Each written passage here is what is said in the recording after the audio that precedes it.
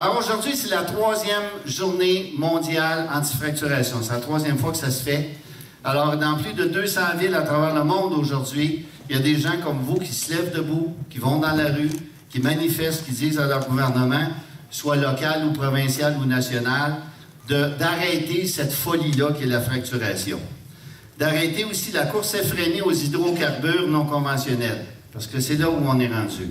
Les réserves mondiales de pétrole et de gaz conventionnels sont en train de s'épuiser aujourd'hui.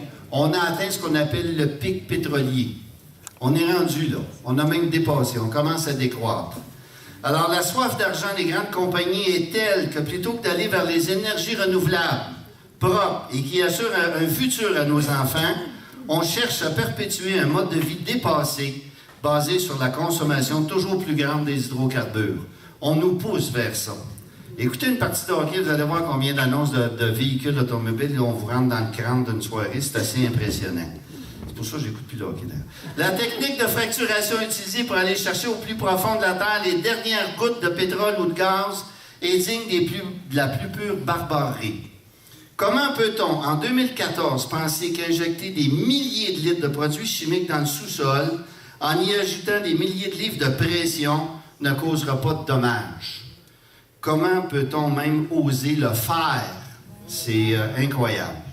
Alors pourtant, c'est sans vergogne et sans aucune gêne que ces géants de l'industrie le font, et en toute impunité, sous le regard approbateur de nos gouvernements. Vous savez que l'idée d'un tribunal international pour les écocides fait de plus en plus son chemin partout sur la planète.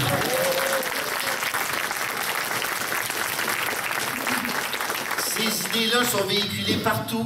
Au Québec aussi, je l'entends de plus en plus souvent. On l'écrit, on le dit. Il faudra un jour que les politiciens qui ont permis ces choses-là répondent de leurs gestes. Ici, au Québec, les citoyens ont eu le bon réflexe.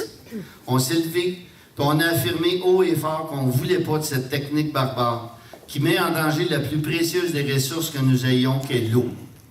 Des citoyens tels que vous se sont regroupés et ont fait entendre leur voix au gouvernement du Québec qui n'a pas eu d'autre choix que de nous écouter. Là, tout à l'heure, il y a quelqu'un qui me dit « Hey, reprends l'idée de Serge de la Marmotte. » C'est vrai.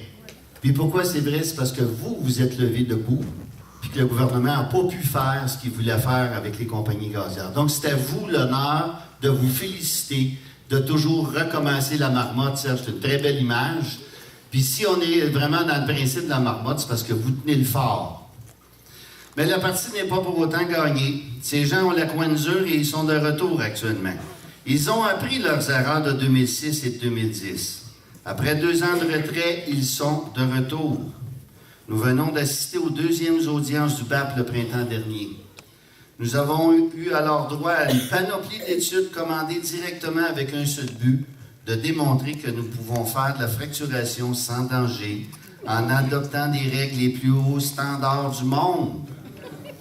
Comme si tout le monde respectait les limites de vitesse des autoroutes, pourtant bien pourvues de policiers. Qu'en sera-t-il des compagnies qui n'auront la visite d'inspecteurs qu'à l'occasion, en ayant été prévenus probablement d'avance? Actuellement, les agressions des pétrolières sont partout. TransCanada, avec son pipeline Énergie S, qui veut faire en sorte de doubler la production des sables bitumineux d'Alberta pour 2020 et la tripler pour 2030.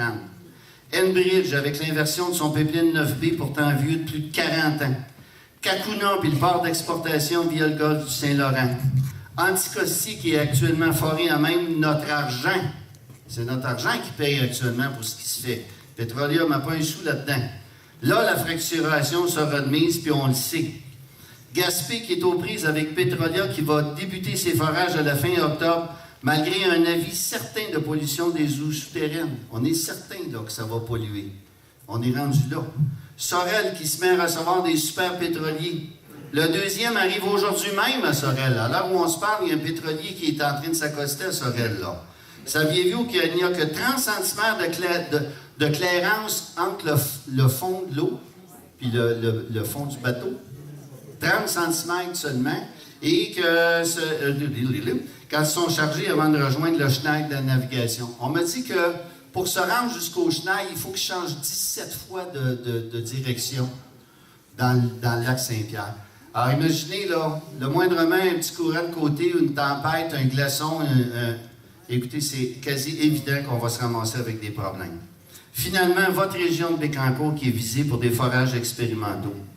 Le rapport du dernier BAP sortira vraisemblablement vers le mi-novembre, mais on peut déjà présumer des conclusions qui vont aller vers des forages expérimentaux afin de démontrer à la population que c'est sans danger. C'est ce qu'on a entendu tout le long des audiences pour celles et ceux qui ont assisté, là. On s'en va vers ça. On veut faire la démonstration que c'est pas, il n'y a pas de danger, arrêtez de vous énerver. On va se trouver des beaux petits projets pilotes. La région ici est visée pour ça. C'est une des raisons pour lesquelles on est venu ici aujourd'hui, tout le monde se rassembler, en support aux actions qui sont déjà menées par la population locale.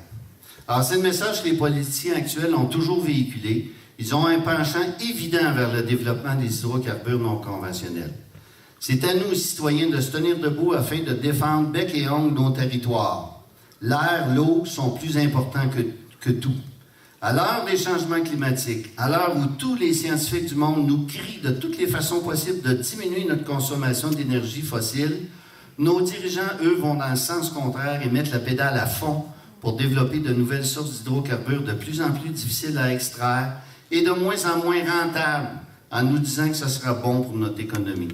On n'est pas dupes, on va toujours se tenir debout pour vous le rappeler. Merci d'être là pour vous soutenir, pour nous soutenir dans nos et dans vos démarches.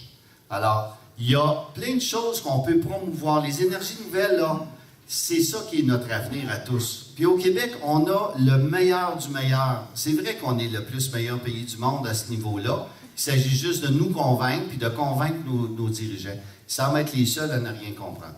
J'arrête là. Alors, merci beaucoup d'être ici, tout le monde. Bravo, encore une fois.